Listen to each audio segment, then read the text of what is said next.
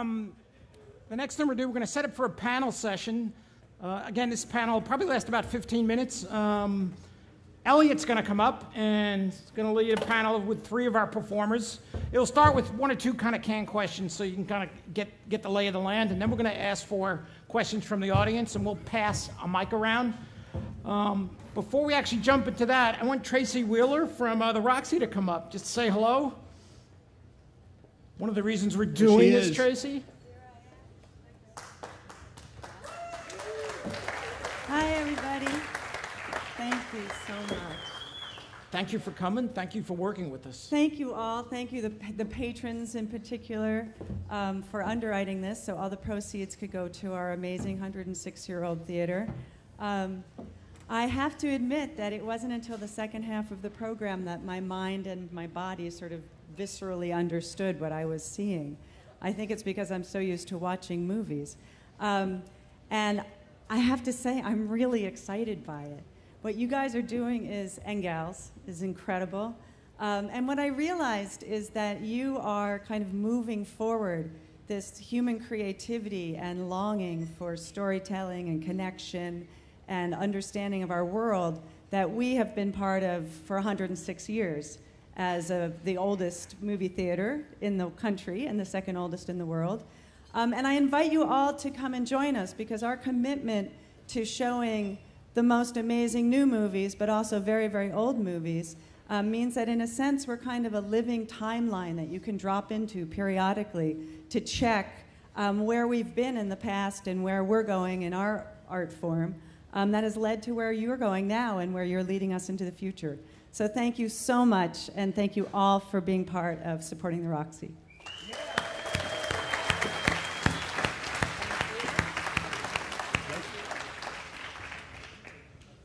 It's all yours, Elliot. Welcome back, everybody. I want to bring 3 of our incredible artists up.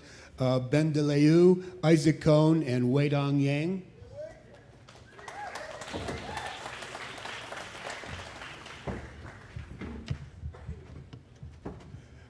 Thank you.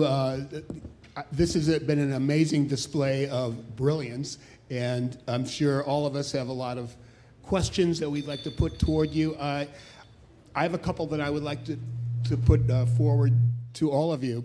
I'd be curious to know how you actually got involved in this world of 3D web art, and how you might want to phrase that. Isaac, you want to take that? Yeah, sure. Yeah, so basically, when I was a little tiny kid, my dad taught me a lot of Logo, which is a really, really old visual programming language. And then, that was in kindergarten. And then in first grade, second grade, I kind of stopped doing it. And then all through primary school, middle school, high school, college, nobody once came up to me and was like, hey, you can create anything. You can make a universe. You could make a music blog that is a galaxy. You can make a song that is a face. You can do literally anything. Nobody came up and told me that, so I didn't really program my entire life. And then in college, I was like, I want to make a tattoo, but I want to do it with code. I want to make a snowflake and then make it procedural so I can do 100 of them. What's the way that you do visual things? And this was in 2010. And I was like, oh, it's Logo. So I went and I made something with Logo. And then at the end of that, somebody's like, yo, here, check out JavaScript and check out 3JS. And I was like, oh, what's this? And then I saw that, I remember the spinning cube. And I was like, oh, cool, a spinning cube. But then I changed the image source on it to an image that I made. And just saw this thing, and I was listening to Burial or just some super emotional track, and just started crying, and then was like, okay, I know what I'm doing. Yeah, that's it. Ben, how about you? Well, uh-oh. Can you hear me? No. Is this on? Pass the mic.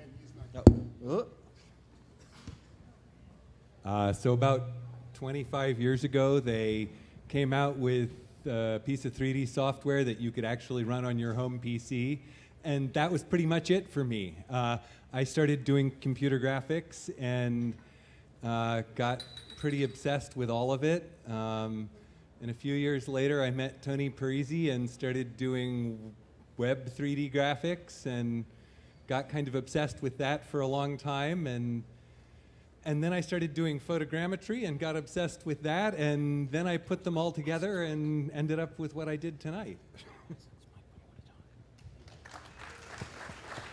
Well, 3D web is awesome, right? Yeah. Yeah. I read Tony Percy's book a while ago, and later on I met the person and realized, hey, this is the person that actually wrote the book. That was amazing. 3D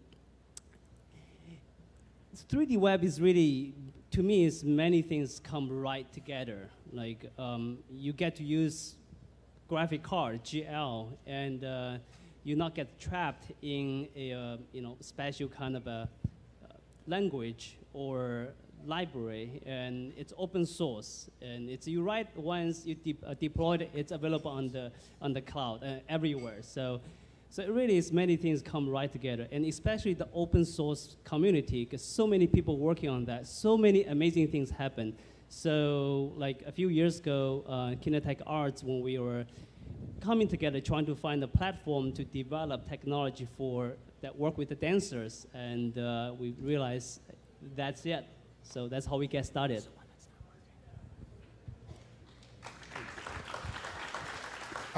We want to turn this over to the audience. If there's anyone who has a specific question they'd like to put toward one of the artists, raise your hand, and Jim will come by with a mic for you. Anybody? Anybody? Oh, there we go. Way in the back.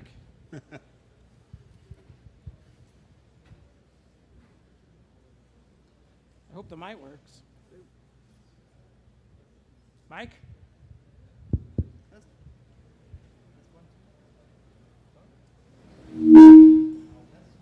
Just think it to me. How do you guys envision your audience? What do you see as your audience for this kind of work? A bunch of kind of greasy, prepubescent kids sitting around wondering what to do with their life. A bunch of older people who should be prepubescent kids who are sitting around trying to figure out what to do with their lives. Not really sure I understand your question, but what's the question again? Who do you see as your audience? Everybody. Face it, it's exciting, it's fascinating, and who wouldn't be interested?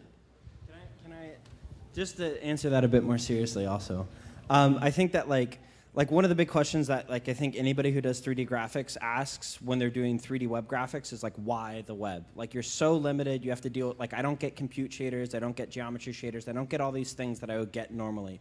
But there is something really, really magical about 3D web, and that's the fact that you can just paste a link, somebody can see it, and somebody who's never seen the web as a destination or a way to engage emotionally can all of a sudden just instantaneously be sucked into a world that is oh, this is different than the world that I know. And even when you're doing something like downloading a great game, you still have this kind of anticipation that builds, and this waiting for it to download, finally getting to open it, waiting for it to update, all these things. But to be able to make just these short little 10-second experiences like Life is Short, which is a really good 3D web experience, just really quick things that can immediately alter your day and immediately alter the way that you think about the internet is super, super exciting to me. Yeah. That's what I want my audience to be like, but it probably isn't like that. Anybody else? Are there specific resources that you would suggest if you're interested in learning how to actually produce this kind of work? 3JS. I don't know how many times this has been said tonight, but 3JS is one of the most important things in WebGL and 3D WebFest. It is the reason one of the biggest reasons that we're all here. So definitely check that out. 90% of the learning that I did was just going through the examples on the 3JS page and just changing one line and being what does this do? Oh, that screws up everything and breaks it. What does this do? Oh, that screws up everything and breaks it. Oh, what does this do? Oh, that makes it look really cool. So 3JS, hands down, no question. Ignore technology, content is everything. just dive in and try and play with it. Thank you. I got another question here. Yeah, now you have everything. You have audio and you have movement animation. So in your views, what is the next step? What is the next chapter of all of that? Well, yeah, I didn't quite hear the question. Where is that going? Yeah, what's next? Like we have audio, we have all this graphics. Like what are we doing next? Here's one. I'll take that because the thing that I think is next is AR. I'm getting really excited about augmented reality. I've been taking my portraits like you saw in that VR piece and turning them into AR pieces that you can actually see standing on your desktop or standing on the kitchen table or something like that, and it is really compelling. Yeah, I'd like to add something. I think the web connectivity is the next big one. Like on the 2D web, you can click link, go to a different page. On the 3D web, it's still a very difficult thing to do. Yeah, I think connectivity and like figuring out like sort of like, I mean, to me, ideally, it would be something that's sort of like a new internet, like this thing, interplanetary file system, which is like a spec and some thing that this guy's making where basically like every file you can choose to make it a hash so that at any point in time you're like saving like a file and you can access that file from anywhere at any time. Things like that to me are the most exciting. That especially combined with VR, then like all of a sudden, like I think that combined with like a specifically like package manager way of thought, to me is probably the most exciting. So one of the cool things that is getting made right now that I'm super pumped about is this thing called StackGL, which is basically a collection of Node modules that aren't actually related to Node, except for the fact that they use NPM, the Node Package Manager. And it's done in a way where you really get to like pick and choose exactly what you want. And it kind of is like, to me, like creating like this massive superfluid with all these little different modules so that like when you have an idea, you can immediately say like, I want that, I want that, I want that. And it, you know, crystallizes into like whatever specific creation you want. But just making it so that like we are only making the thing that we want to make. And we never are making things that we don't want to make. Those things are already made. And what we're doing is like choosing and curating and more like DJing our way into like this like beautiful creation rather than having to like hang code and be like, crap, I really want to do GPU physics. That means I have to write this entire engine, blah, blah, blah. Hey guys, I'll ask you a three-sectioned question, one for Mr. Cohen. How do you show us what's going on inside your VR set so nicely on the big screen? For you, sir, how do you create such a great phototopic, I guess, presentation of yourself? I mean, are you taking pictures of yourself? Are you 3D scanning yourself? And last for the three is, how much time does this stuff take you to create? I think the quick answer is you don't. Like we have some demos out there so you can try it yourself, but it really is not something like that, like immersiveness, especially when you have like something like that is completely surrounding you and you're actually touching it, is something that I think is really difficult to experience secondhand. I think in the future, you know, everybody at their home is going to have like a VR kit. So like the way I'll show you is be like, hey, everybody, like pull out your VR kit and put it on, or like everybody's already going to be wearing like their AR glasses or whatever. But I think that like to me, it's a kind of good metric that you can't display it on the screen. Like when a lot of people talk about like trying that one specifically, like I've heard like maybe like 4 or 5 separate people describe it as like touching burnt skin, the burnt skin on top of, or the skin on top of burnt milk, which is like a very, very specific like physical object to be touching. And I think that the fact that like you can't really project, you know, the skin of burnt milk, but you can put it on people and they will all, not all, but like a lot of people will have this similar experience, I think is telling of, I don't know, the experience itself. So you can't. Yeah. So you tonight, you just put in a small camera in there and kind of showed us?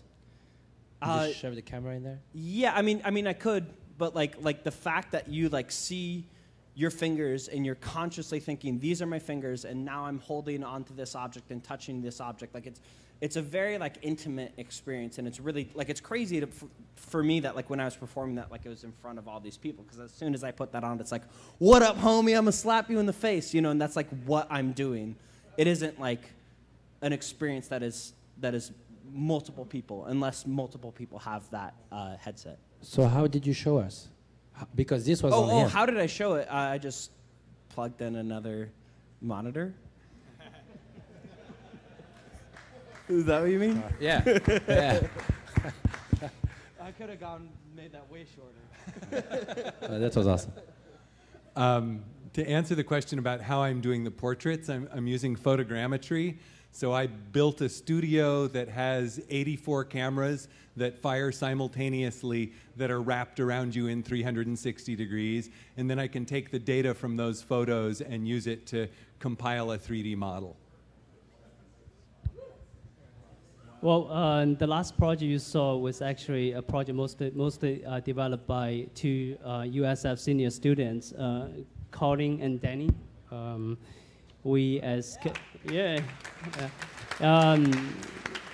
Talk to them, they can tell you how hard it is to jump into it and dive. So it really depends on how much experience you have with 3JS, WebGL, and JavaScript, front end, back end. So if you're very experienced, the thing you see up there may take you probably a couple weeks. Yeah.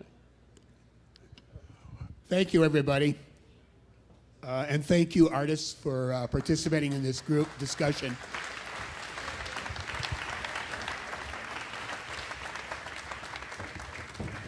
Okay, that wraps up our show tonight. Now, the bar is open till 11. The big thing, I do ask, share your experiences. Share tonight with people who are here. Talk to them. Share with the people when you go back to the office, back home tomorrow. What we did tonight will be on YouTube in the next day or 2 or 3, and we will email you all with the links to, so you can really help other people share it.